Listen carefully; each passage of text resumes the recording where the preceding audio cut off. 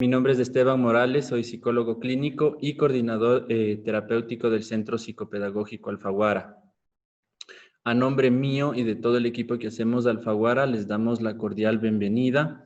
Les enviamos un caluroso y fuerte abrazo a todos y cada uno de ustedes, esperando que se encuentren muy bien en sus hogares, esperando que estas circunstancias que estamos viviendo actualmente, a pesar de las dificultades que hemos vivido, que hemos experimentado con el confinamiento, podamos encontrar situaciones positivas, crecimiento, madurez, resiliencia y que nos encontremos muy bien. Vamos a dar inicio a este webinario, el cual es acerca de la inteligencia emocional en los docentes. Es muy importante que tomemos en cuenta que, bueno, primero que este webinario es una introducción a un taller que nosotros en Alfaguara damos, que dura 8 horas, ¿sí? Y que nosotros este año, a mediados de agosto, vamos a dar este taller junto con un taller de TICS. Porque hemos visto que debido a las circunstancias que hemos estado viviendo, por la pandemia mundial, por el confinamiento, no solo necesitamos entrenar nuestras habilidades socioemocionales y sobre todo la inteligencia emocional, sino también recursos que nos permitan ejercer la docencia de una manera más eficaz, que es a través de la tecnología, ya que este tiempo lo hemos venido llevando a través de clases online, y por la vertiginosidad de la pandemia, de la situación mundial, global, hemos tenido que ir experimentando la improvisación diaria de nuestras clases, de nuestro ejercer de la docencia.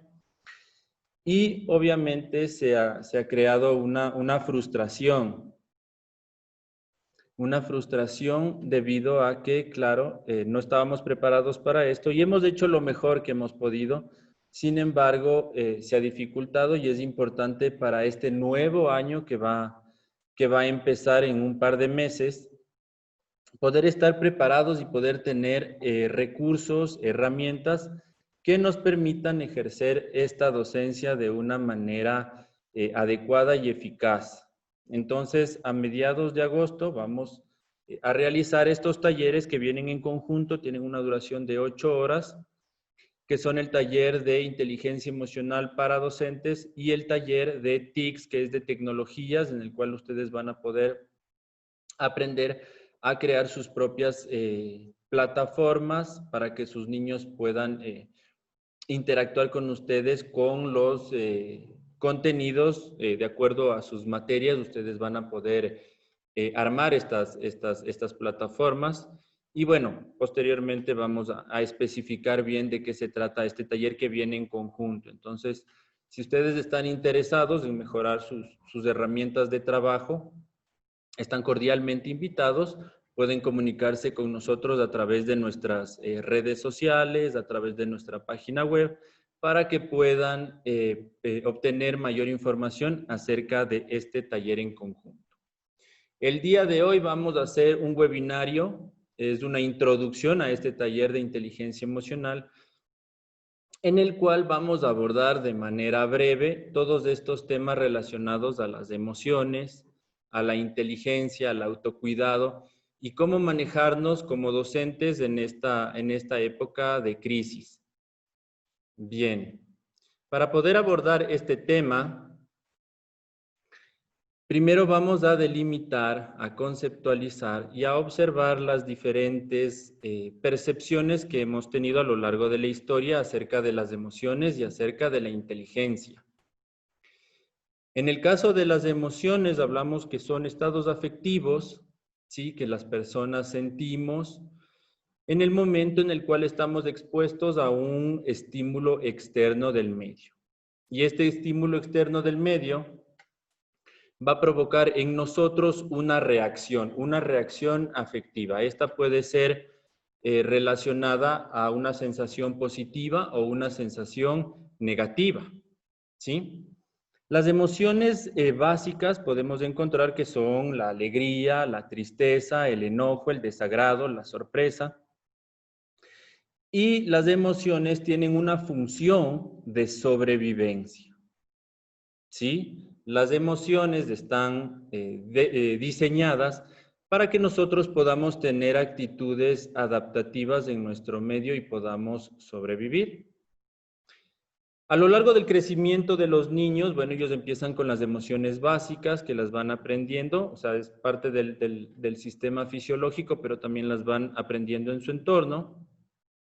Y posteriormente, con el crecimiento, esto va evolucionando hacia emociones más complejas, ¿sí? Pero empezamos con la alegría, la tristeza, el enojo, el desagrado, la sorpresa, y posteriormente vamos evolucionando. Pero estas emociones están diseñadas para que sobrevivamos. Si nos ponemos a pensar, las emociones en su mayoría son negativas. Y son negativas porque tienen una función muy específica, ¿sí? Cuando hablamos de las emociones básicas, hablamos de que la única positiva es la alegría. Sin embargo, están el enojo, el desagrado, la tristeza, que son emociones negativas, pero son emociones negativas porque nos permiten sobrevivir, nos permiten protegernos de un posible peligro.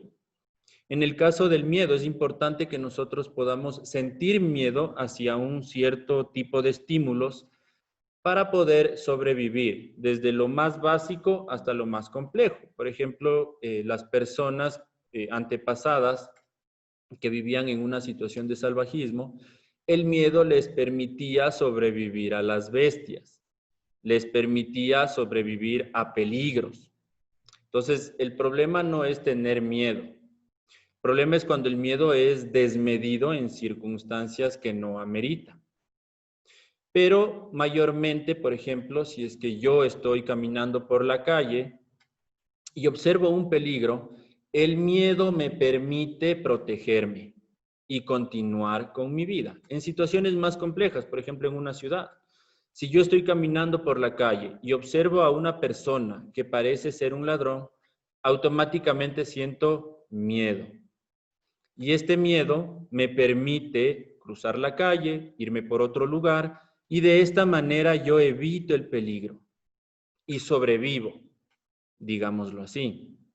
Si yo voy caminando por la calle y veo que a lo lejos hay un perro que está ladrando, que se ve molesto, que se ve agresivo, que es grande, que está afuera en la calle, entonces automáticamente tengo miedo y me protejo. Entonces no voy a caminar por ahí o me cruzo la calle, y en situaciones un poco más complicadas, digamos, tendré que subirme a un muro, tendré que subirme a un árbol, pero esta acción de miedo me protege, me permite sobrevivir, ¿sí? Entonces es muy importante que tengamos claro esto. Las emociones son un mecanismo de defensa.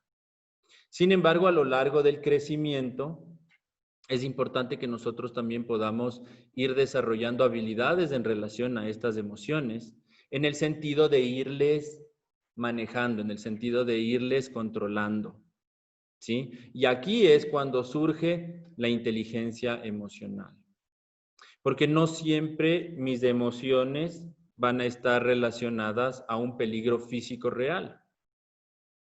Muchas veces estas emociones pueden estar vinculados a miedos como al fracaso, a fracasar en un examen, miedo al futuro, a que me pase algo, y son cogniciones que yo tengo que van construyendo mis reacciones en relación a mi vida diaria.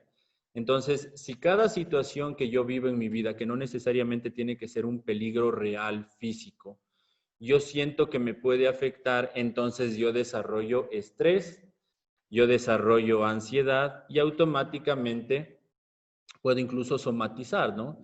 Con diferentes tipos de dolores, de cabeza, de estómago, situaciones de este tipo, que son el resultado de que yo no estoy manejando mis emociones. Ahora, ¿cuál sería la diferencia entre las emociones y los sentimientos?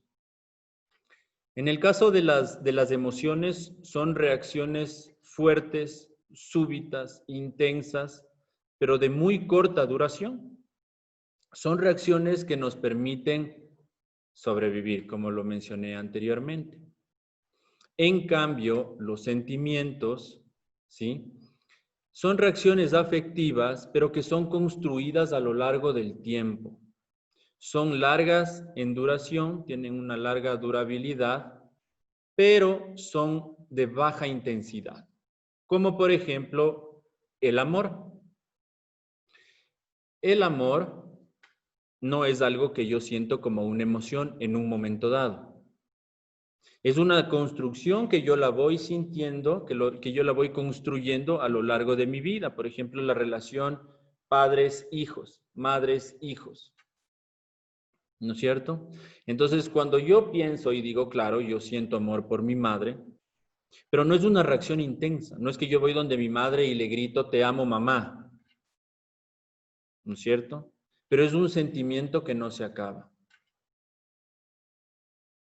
Entonces, los sentimientos, para tener claro la conceptualización de sentimientos y emociones, la diferencia es que los sentimientos son de larga duración, pero bajos en intensidad.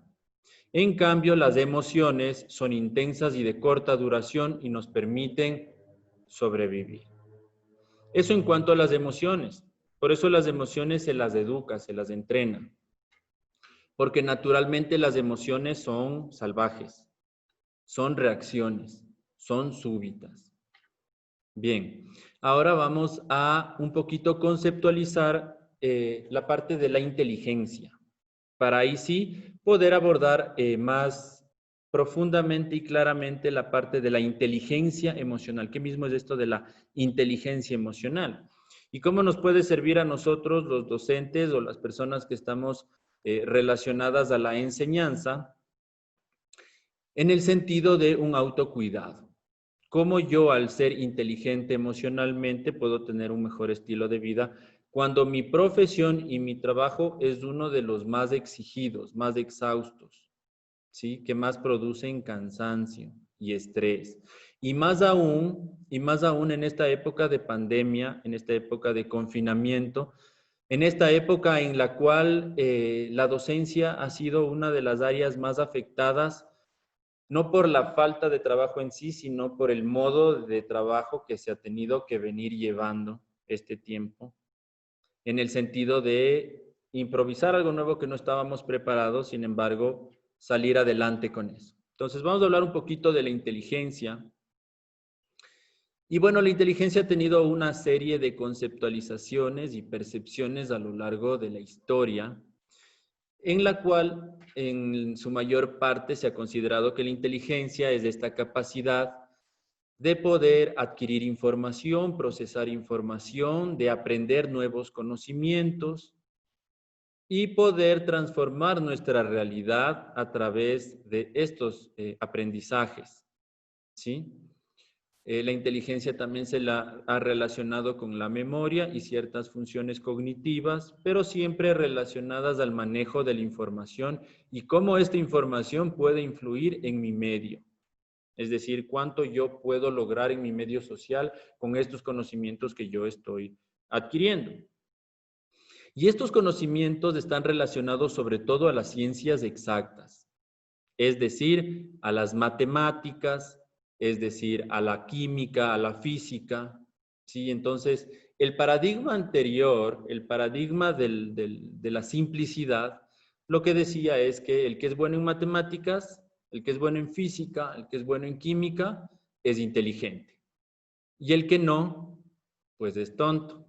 Entonces, se mantenía esta dicotomía entre el inteligente y el tonto, digámoslo así, y relacionado a generalmente las ciencias exactas. Por eso han surgido incluso dichos, han sido construcciones sociales, por ejemplo, como los dichos que hemos escuchado a lo largo de nuestra escolaridad en el colegio, como se decía antes, el que sabe, sabe y el que no, sociales, ¿sí? Asumiendo que los que siguen físico-matemáticos son los inteligentes y los que siguen sociales son los que no pudieron seguir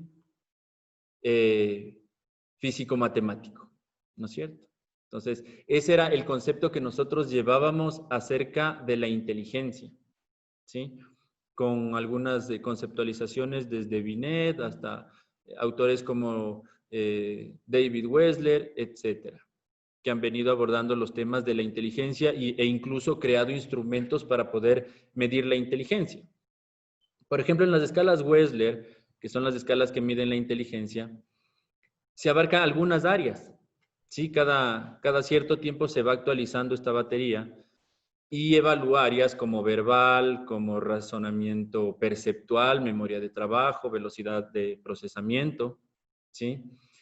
Razonamiento fluido, pero no abarca absolutamente todas las inteligencias. Y aquí es cuando voy a hablar de Howard Gardner, que es el autor del modelo de las inteligencias múltiples, y aquí sí ya las cosas cambian hacia un modelo mucho más integral de la conceptualización de la inteligencia, ¿sí? Cuando hablamos de inteligencias múltiples, hablamos, por ejemplo, de que el ser humano no necesariamente tiene que ser apto para las matemáticas para ser inteligente, sino que las personas podemos ser diferentes, podemos ser inteligentes en diferentes áreas de conocimiento, ¿sí? Entonces, es muy interesante esta nueva conceptualización de la inteligencia, porque con esto estamos eliminando completamente la idea de que hay los niños inteligentes y los niños tontos, sino que cada niño tiene su tipo de inteligencia y pueden ser varios tipos de inteligencias. Por ejemplo, la inteligencia musical. Las personas que son aptas para tocar un instrumento, para cantar, para leer partituras. La inteligencia kinestésica, que está relacionada al cuerpo y al movimiento, es decir, las personas que son aptas para la danza, para la expresión corporal, para los deportes, ¿sí? Entonces, son varios tipos de inteligencias que abarcan diferentes áreas del conocimiento y de la vida de las personas y que no necesariamente está relacionado a que seamos inteligentes o tontos, sino más bien diferentes talentos. Las personas tenemos diferentes talentos. Entonces, cuando yo como docente veo que mi niño, mi alumno, no está fluyendo, puedo ponerme a pensar y decir, ok, ¿cuál es su inteligencia? Yo como docente me he dado el tiempo de encontrar la inteligencia de este niño para que pueda fluir y yo ayudarle. Ya vamos a hablar más adelante de cuáles son las características de un docente que es emocionalmente inteligente, que tiene inteligencia emocional. Entonces, con esta idea de la inteligencia de Gardner podemos encontrar que hay muchos tipos de inteligencias que abarcan todas las áreas del conocimiento del ser humano. Por ejemplo, la inteligencia espacial, las personas que son diseñadores, arquitectos, las personas que trabajan con los espacios, los fotógrafos, ¿no es cierto? Entonces hay diferentes inteligencias, incluido obviamente la inteligencia lógico-matemática, que trata más de los científicos. Y dentro de estas inteligencias está la inteligencia emocional, la inteligencia intrapersonal e interpersonal, es decir, la inteligencia que me permite conocerme a mí mismo y la inteligencia que me permite conocer al otro, poder darme cuenta cómo se sienten las otras personas y cómo yo puedo hacer para mejorar la relación entre mi persona y mi entorno en relación a cómo yo observo a los demás. Bien, vamos a seguir admitiendo un poquito a más personas y vamos a compartirles la presentación del webinario de hoy.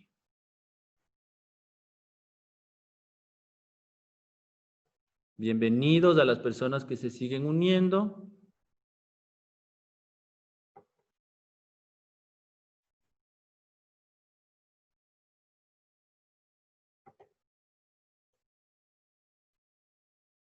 Vamos a compartirles la presentación. Bien, sí pueden ver.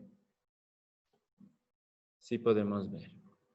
Entonces, inteligencia emocional para docentes. ¿Cómo utilizar nuestra inteligencia emocional para poder afrontar momentos críticos? La verdad es que cuando una persona ha desarrollado su inteligencia emocional, permítame un segundito.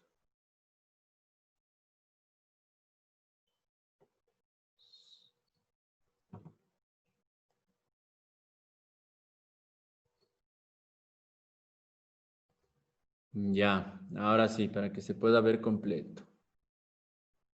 Bien, entonces, cuando una persona ha desarrollado su inteligencia emocional, sus habilidades sociales, entonces obviamente se le va a hacer mucho más fácil sobrellevar situaciones de estrés, situaciones de ansiedad, que es precisamente lo que hemos estado viviendo hoy por hoy, sobre todo en la parte de la docencia y a nivel general, a nivel global. A unos les ha afectado más que a otros, pero finalmente a todos de alguna manera nos ha afectado esta situación.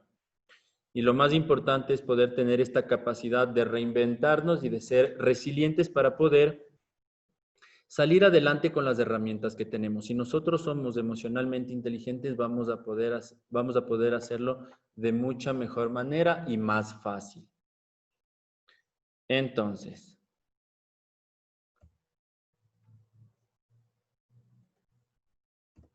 vamos a pasar a la siguiente lámina. Y vamos a hablar de la inteligencia emocional en el docente. Conjunto de habilidades que un docente debería tener. La mayoría de docentes deberíamos tener una inteligencia emocional al menos promedio, por varias razones. La más importante, ¿cuál es? Las aulas son un modelo de aprendizaje socioemocional. Y esto es una situación súper particular y que le hace única a la profesión de la docencia en el sentido de que el docente va a influenciar o los docentes van a influenciar a todas las personas que están ahí afuera. Cuando nosotros vemos a una persona en la calle, sabemos que esa persona tuvo un maestro, que tuvo un docente, que tuvo un profesor en la escuela, en el colegio, en la universidad.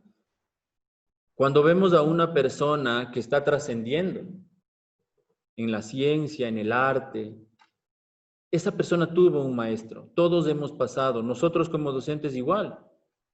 Tenemos maestros, hemos tenido maestros que nos han inspirado, otros no tanto. Pero nosotros como docentes tenemos que pensar en el hecho de que nosotros vamos a ser trascendentes en la vida de las personas, de los seres humanos. El niño que estamos viendo en este momento en el aula, algún día va a ser presidente de la República de este país. El niño que estamos viendo en el aula va a ser un futuro arquitecto, ingeniero, abogado, un futuro papá, mamá. Y nosotros estamos influenciando la vida de esta persona. Entonces, como nosotros vamos a influir a tantas personas en nuestras vidas, en sus vidas, entonces tiene que surgir de nosotros, tiene que nacer de nosotros el prepararnos, no solo con conocimientos, sino emocionalmente, para que nosotros podamos ser guía adecuada de estas personas, para que nosotros podamos motivar a estos niños, futuros hombres, futuras mujeres, en su vida como profesional y quién sabe en la trascendencia que puedan tener en la vida. ¿Sí? Entonces, muy importante. ¿Por qué? Otra razón. Es importante que los docentes podamos tener una educación emocional y desarrollar una inteligencia emocional. Y es porque obviamente la inteligencia emocional ayuda a sobrellevar de mejor manera el estrés laboral. Independientemente de la profesión que nosotros tengamos, independientemente, siempre va a haber un estrés laboral. En todas las profesiones, en todos los trabajos hay un estrés laboral, hay una sobrecarga de trabajo. En la actualidad, con el resultado de la pandemia, han habido muchos despidos. Y por esta situación no es que se deja de trabajar, sino que lo que hacían 3 ahora hace 1. Entonces, este 1 obviamente va a estar exhausto de tanto trabajo y va a requerir desarrollar sus habilidades socioemocionales para poder sobrellevar esta situación de estrés. La docencia es una de las profesiones con mayores niveles de estrés y ansiedad que existen según las estadísticas y según los estudios que se han hecho. Sobre todo estudios relacionados al síndrome de Burnout o de Burnout, que es el síndrome de la fatiga laboral, del cansancio laboral. Sí, ya vamos a hablar más adelante acerca de este síndrome. Pero las profesiones más afectadas con este síndrome son la docencia y la medicina. Los médicos y los docentes son los más afectados dentro de las profesiones con este síndrome de la fatiga laboral. Eso quiere decir que como en este webinario estamos reunidos en su gran mayoría docentes, muchos de nosotros ya podemos estar experimentando la sintomatología de este síndrome, que es básicamente una especie de depresión relacionada al ámbito laboral. Desgano, fatiga, cansancio, desmotivación hacia el trabajo. Y con esta situación más difícil aún, porque esto se daba antes, ahorita los estudios son pre-pandemia, no son post. Post pandemia los números deben subir mucho más en relación al síndrome de Burnout. Sin embargo, previamente el docente ya vivía un estrés laboral. Por eso en las estadísticas dice eso. Con mayor razón los docentes deberíamos prepararnos más en el manejo de nuestra emocionalidad para que podamos trabajar de mejor manera con nuestros niños. Bien.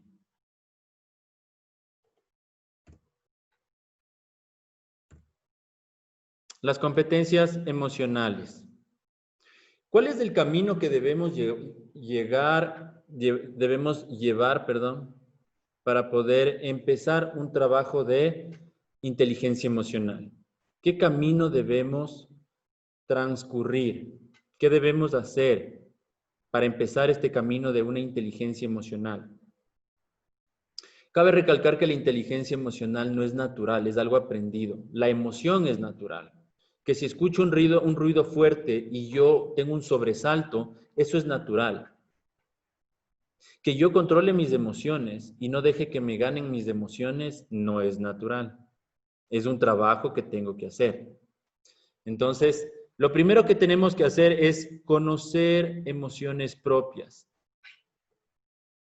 Es un proceso de autoconocimiento. No todas las personas reaccionamos de la misma manera a los diferentes estímulos. Si yo veo un perrito, puede ser que yo sea fanático de los perros, entonces mi emoción no va a ser de miedo, sino va a ser de una sensación positiva, de alegría, de emoción. Pero si yo tengo fobia a los perros y veo un perro, no voy a sentir una emoción positiva. Automáticamente viene el miedo, ¿sí? El sobresalto, la ansiedad, dependiendo de la situación o cómo se presente el estímulo. Entonces es muy importante que nosotros sepamos cómo nosotros reaccionamos a las emociones. Cada persona es diferente. Hay personas que sienten las emociones mucho más intensas. Por ejemplo, las personas que tienden a ser impulsivas. Las personas que tienden a ser impulsivas suelen vivir una situación de constante frustración, porque están constantemente errando, fallando, equivocándose, actuando y luego pensando y luego arrepintiéndose. Entonces, esta situación constante de estarse arrepintiendo hace que tengan emociones negativas hacia sí mismos, autorreproches, de estar fallando constantemente. Y las personas impulsivas no lo son a la edad adulta, empiezan desde niños. Y a nivel social, los niños muchas veces empiezan ya con esta frustración de no manejarse bien. Ahora, una persona impulsiva no quiere decir que siempre va a ser impulsiva. Y eso es lo positivo de la inteligencia emocional. Es algo que se puede aprender. Es algo que se puede aprender. Se entrena la inteligencia emocional. Entonces, tengo que seguir ciertos pasos para poder llegar a una situación en la cual yo pueda controlar mis emociones. Entonces, primero necesito conocer las emociones propias, es decir, mis emociones, cómo yo reacciono, qué estímulos me afectan más, qué estímulos provocan en mí mayor malestar. Eso es lo primero que tengo que hacer, un proceso de autoconocimiento. Posteriormente necesito conocer las emociones ajenas. Necesito darme cuenta cómo se sienten los demás, para de esta manera poder, desde mi parte, relacionarme de forma adecuada con los demás, escuchando a los demás, observando cómo se sienten. Por ejemplo, en el ámbito de la docencia, si yo observo que un niño mío de mi clase está muy frustrado, realmente tiene muchas dificultades para poder desarrollar un trabajo que estemos haciendo en un momento indicado. Si yo veo que está muy frustrado, entonces como yo puedo conocer las emociones ajenas, como yo he observado cómo se siente este niño, no le voy a frustrar más, no le voy a angustiar más, no le voy a hacer entrar en estados ansiosos. No le voy a decir, Juanito, Pedrito, ya acaba rápido, se acaba la clase. Si veo que no puede, que está frustrado. Entonces yo me acerco y le digo, muy bien, haz lo que puedas, tranquilo, relájate. Entonces él va a poder fluir más. Entonces nosotros en nuestras clases, en nuestras aulas, vamos a tener niños de todo tipo. Niños más inteligentes que otros en el área académica. Pero yo como docente tengo que tener en cuenta que no todos los niños son inteligentes de la misma forma. Entonces mi trabajo es identificar cuál es la inteligencia de cada niño. ¿Sí? Por eso, por ejemplo, las personas que tienen síndrome de Asperger o relacionados al espectro autista, trastornos del espectro autista, tienen muchas dificultades para conocer las emociones ajenas. Y por esta situación tienen muchos fracasos a nivel social, desde chiquitos, desde niños. No saben cómo se sienten los demás, no pueden observar en la expresión facial cómo alguien se siente. Entonces hay mucho error a la hora de interrelacionarse y hay mucha frustración. Entonces, si yo tengo un niño con estas características, es importante que yo pueda ayudarle como docente. Bien, entonces, primero vamos a conocer las emociones propias. ¿Cómo soy yo con mis emociones? ¿Soy más de tipo impulsivo? ¿Soy más tranquilo? ¿Cómo estoy? Conocer las emociones ajenas. Acercarnos más al otro. A través de conocer las emociones ajenas, yo puedo parar una situación, puedo ayudar a alguien, puedo controlar una situación de interrelación social. Posteriormente,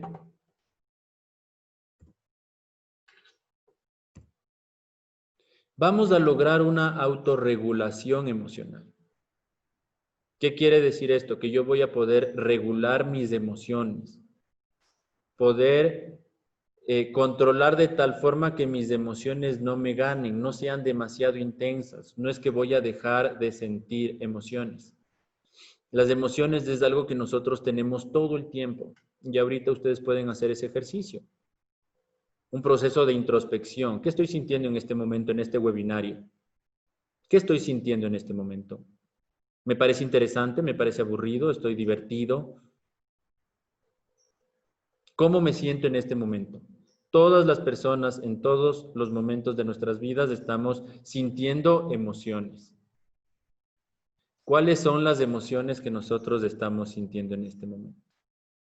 Entonces, cuando yo conozco mis propias emociones y cuando yo puedo reconocer las emociones de los demás, entonces yo puedo entrar en un proceso de autorregulación emocional. Entonces yo puedo controlar que mis emociones no sean tan intensas. No voy a dejar de sentir. Si yo tengo miedo a los perros y veo un perro y normalmente sobresalto, me da mucho miedo, salgo corriendo, grito o tengo una reacción descontrolada. Cuando yo he entrado en un proceso de conocer mis emociones, entonces puedo entrar en un proceso de autorregulación emocional, de tal forma que la próxima vez que vea un estímulo que me produce miedo, ya no salga corriendo, ya no grite, ya no me descontrole. Sigo teniendo miedo, pero me controlo la parte de la conducta. Y ahí vamos al siguiente punto.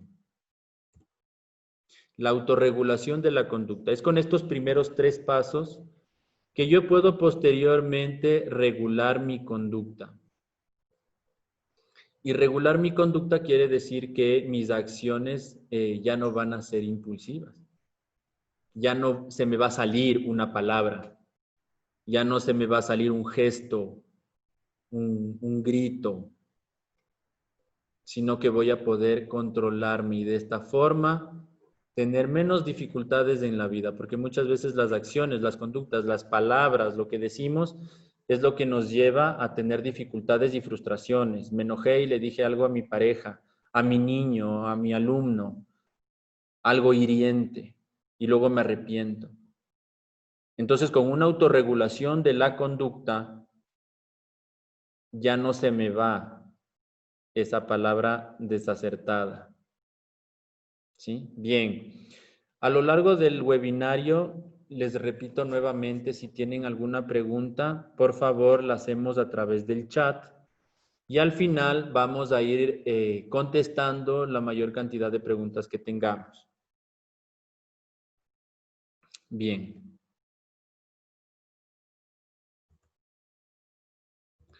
El docente y su automotivación.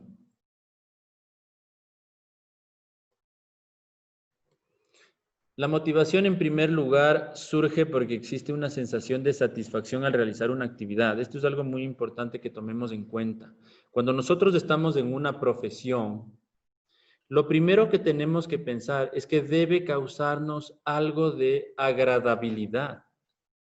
Tiene que gustarnos de alguna forma la actividad que estamos haciendo.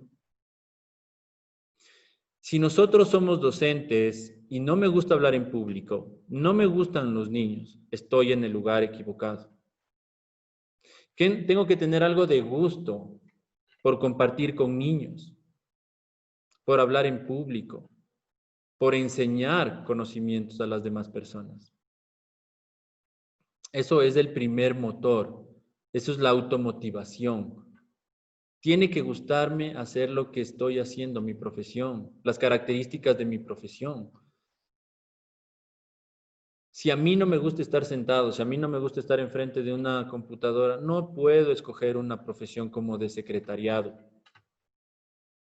Porque tarde o temprano me voy a causar un mal a mí. Y en el caso de la docencia, si a mí no me gustan los niños, si a mí no me gusta hablar en público, si a mí no me gusta enseñar, si no tengo paciencia, entonces primero que voy a entrar en situaciones de estrés, de burnout, como el síndrome, de estrés, de ansiedad, de disgusto, de depresión.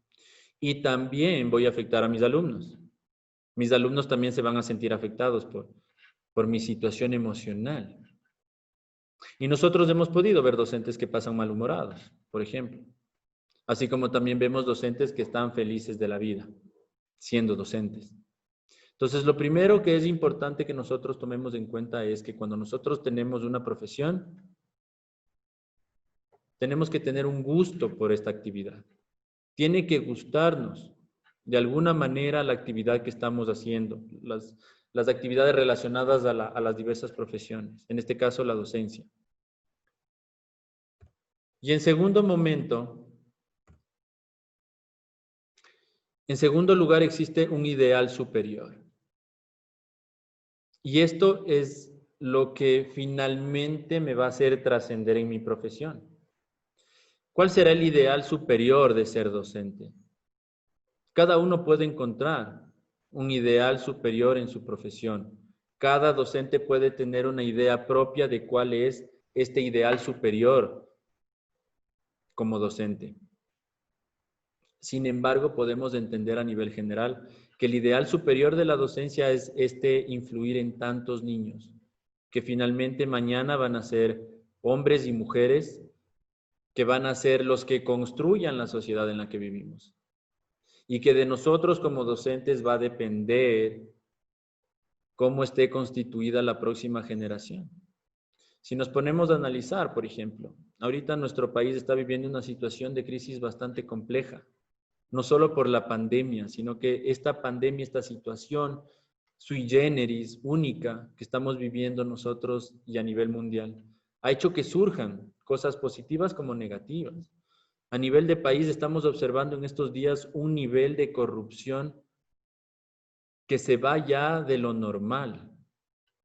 Y en redes sociales se ve a toda la gente indignada. La pregunta es, de estos personajes políticos, digámoslo así, ¿qué profesores tuvieron? ¿Cuáles fueron sus profesores? ¿Por qué a estas personas no les importa causar mal a los demás? ¿Por qué a estas personas no les importa estafar? No les importa robar? En sí todo lo que es corrupción. ¿Qué modelos tuvieron? Entonces nosotros como docentes debemos pensar ¿Qué es lo que va a hacer mi alumno cuando tenga 30 años? Ahorita es un niño de 8 años.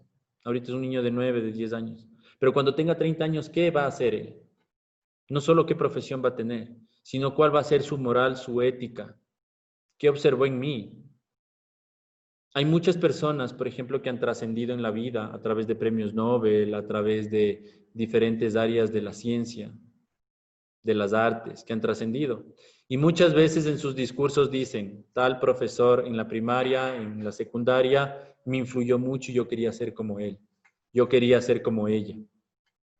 Entonces, por esa razón tan importante, la docencia tiene que ser una profesión en la cual estemos completamente motivados y claros en la motivación. Porque la motivación no solo estar animoso a la hora de dar una clase. La motivación es tener el objetivo claro, saber qué quiero yo lograr como docente, no vivir en automático, no ir todos los días al colegio y decir muy bien, una clase más, sino razonar y pensar previamente a lo que yo doy clases y decir qué quiero yo lograr, qué quiero yo sembrar en la mente, en el corazón de mis alumnos. Cuando ellos tengan 30 años, ¿cómo se acuerdan de mí? O si se acuerdan siquiera de mí. Entonces son situaciones que los docentes necesitamos tener, abordar, para poder ejercer de mejor manera. Y de alguna manera nosotros podemos ver que el futuro va a depender de la docencia, de la educación. Entonces en nuestras manos está el qué va a pasar en el futuro. ¿Qué va a pasar con estos niños? Bien, eso en cuanto a la motivación del docente. Ahora, ¿cómo es un docente emocionalmente inteligente? ¿Cuáles son las características de un docente inteligente?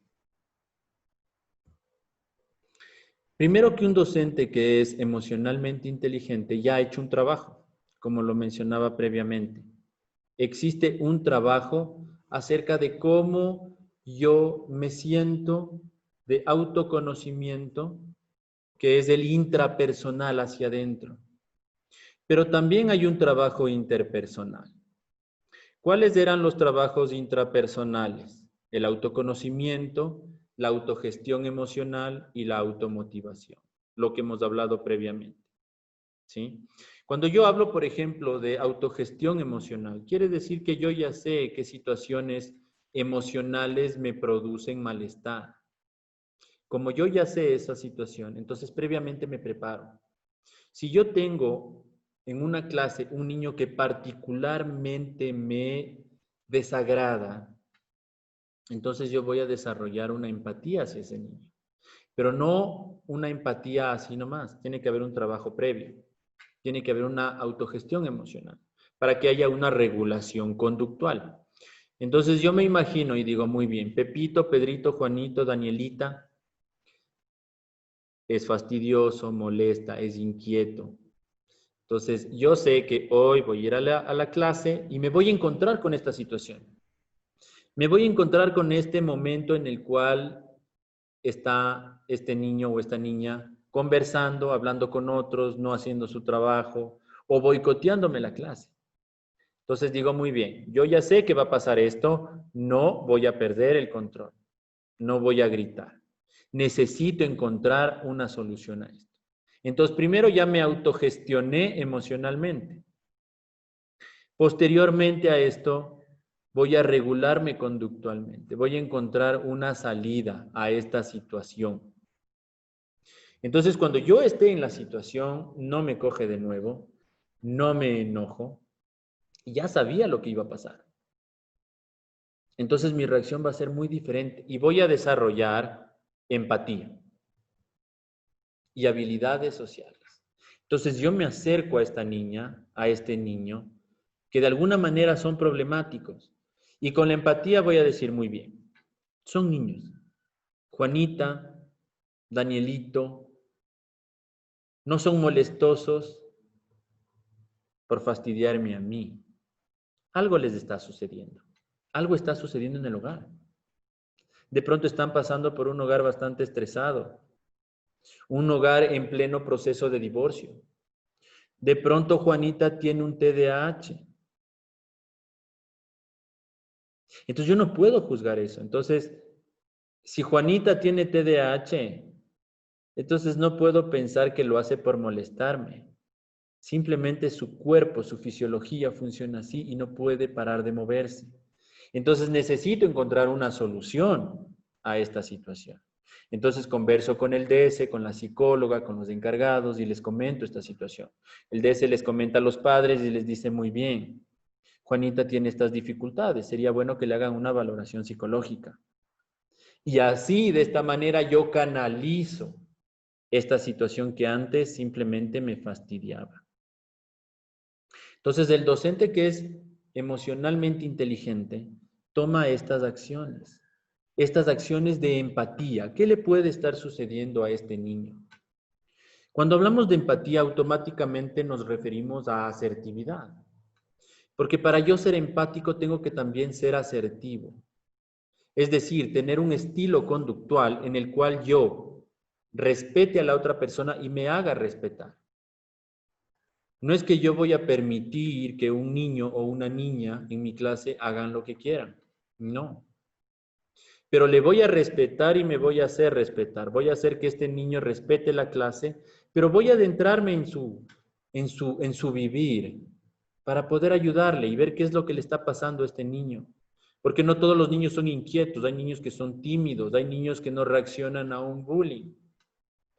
Entonces yo tengo que estar atento a eso, tengo que estar atento si es que mi niño, mi niña en mi clase es muy tímido, no levanta la mano, no responde las preguntas, tiene miedo, ¿qué está pasando? ¿Qué está sucediendo en el hogar? Esto es una situación netamente emocional. Entonces yo comunico al DS y se siguen los protocolos de atención al niño. Entonces, sobre todo un docente que es emocionalmente inteligente puede manejar estos estilos conductuales, puede ser empático y con la empatía yo me doy cuenta, trato de darme cuenta de cómo está la otra persona, qué puede estar sintiendo, por qué Juanito, por qué Danielita están tan inquietos, algo debe pasar. Un docente nunca debe tomarse las cosas personal, un niño nunca hace las cosas porque nos tenga una pica, entre comillas. El niño que está molestoso, algo le pasa a él. No nos quiere molestar a nosotros. El niño que es tímido, el niño que no levanta la mano en la clase, que no participa. Algo está sucediendo a nivel emocional. Y yo como docente, como soy emocionalmente inteligente, estoy atento a estas circunstancias. Y de esta manera yo puedo llevar mi clase de una manera mucho más armónica, de una manera en la cual pueda atender a todos mis niños. No solo a los niños que tienen dificultades, sino a todos. Y que pueda ser un espacio no solo de aprendizaje, porque ahora los docentes no estamos encargados únicamente de enseñar a nuestros niños a nivel cognitivo, sino hoy es imperante la parte emocional también. Es necesario que nosotros seamos una guía emocional también de nuestros niños. Nuestros niños pasan con nosotros muchísimo tiempo. Pasan 5, 6, 7 horas al día con nosotros. Entonces, así no queramos, ellos van a aprender de nosotros mucho. La pregunta es, ¿qué les estamos brindando? Entonces, por ahí empieza la inteligencia emocional del docente, para que pueda gestionar no solo sus emociones, sino la de sus niños. Bien, vamos a continuar.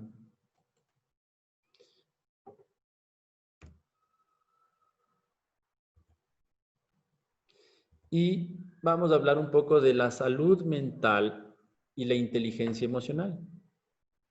¿Cómo la inteligencia emocional puede beneficiar nuestra salud mental?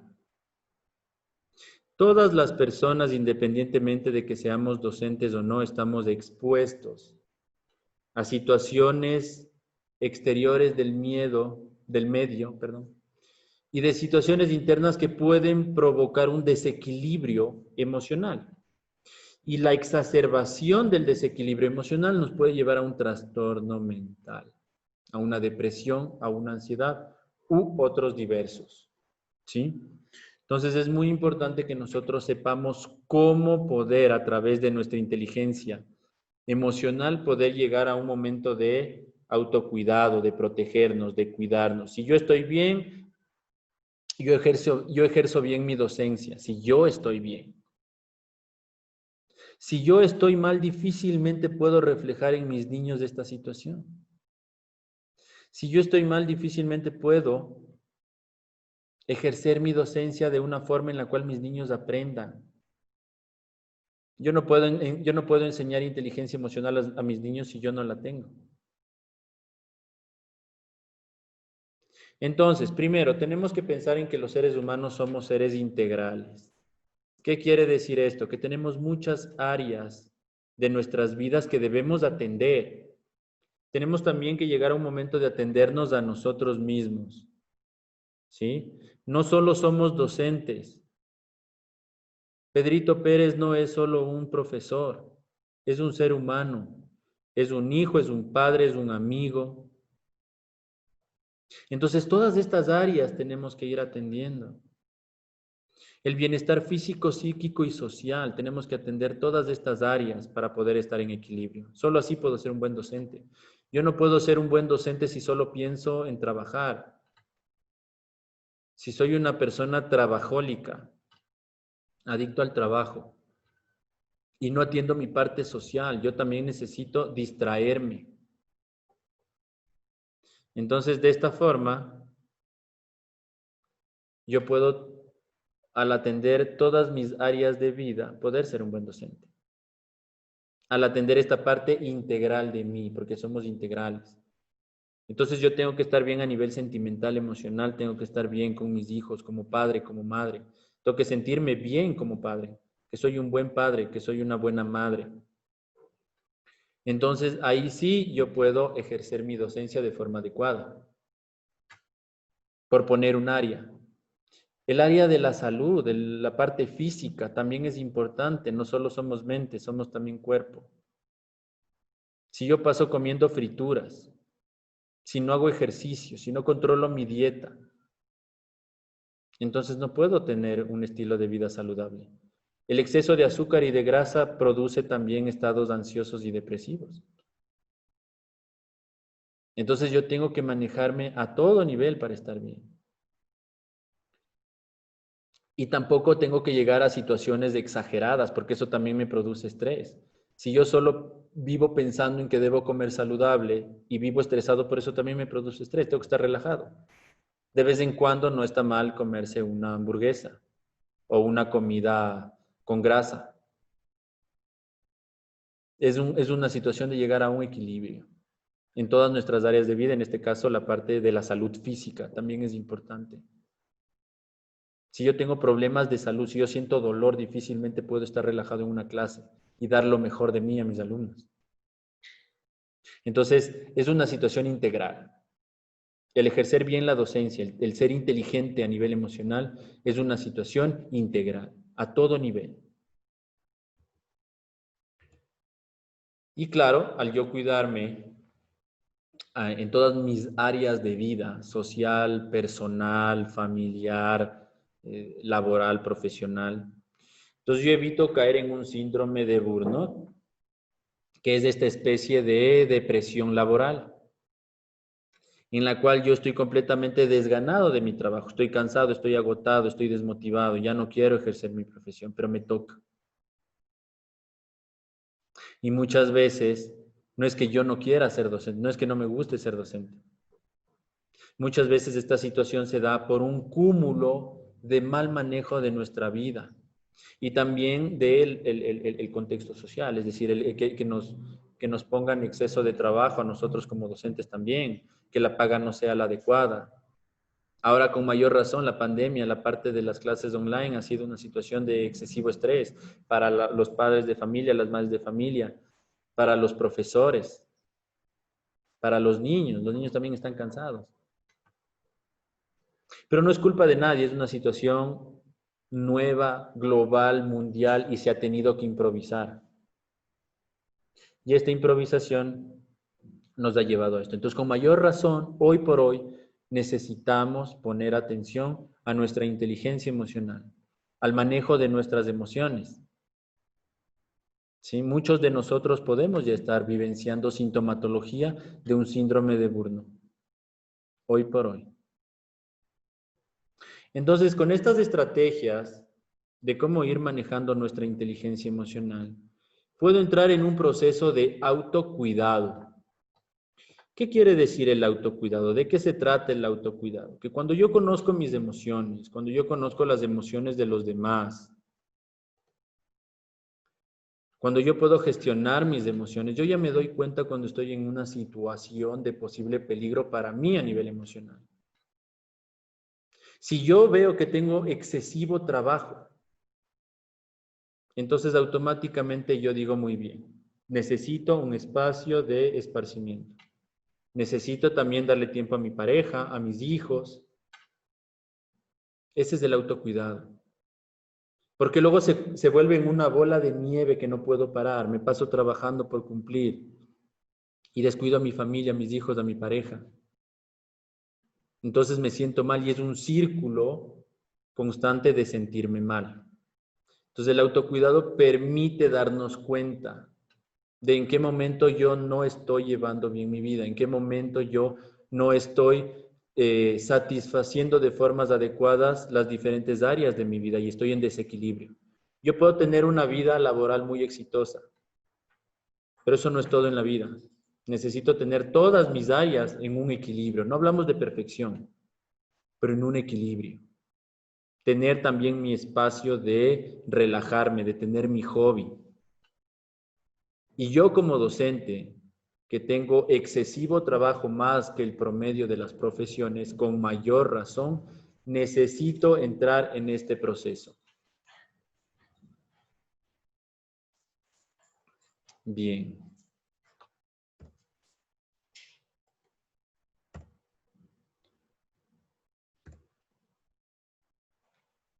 Con esto vamos a concluir el webinario, que es una introducción a este taller que les había mencionado previamente, que es de inteligencia emocional para docentes. Es un taller que dura 8 horas.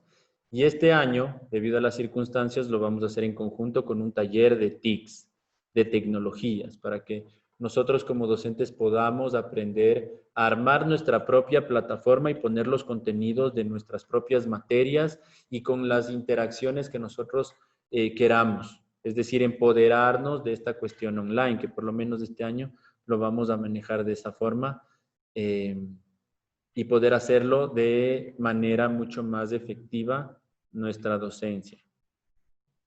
Entonces, están invitados todos a este taller conjunto con las TICs. Si están interesados pueden comunicarse con nosotros, acercarse a nosotros a través de todas nuestras redes sociales, en Instagram, en Facebook, en nuestra página web.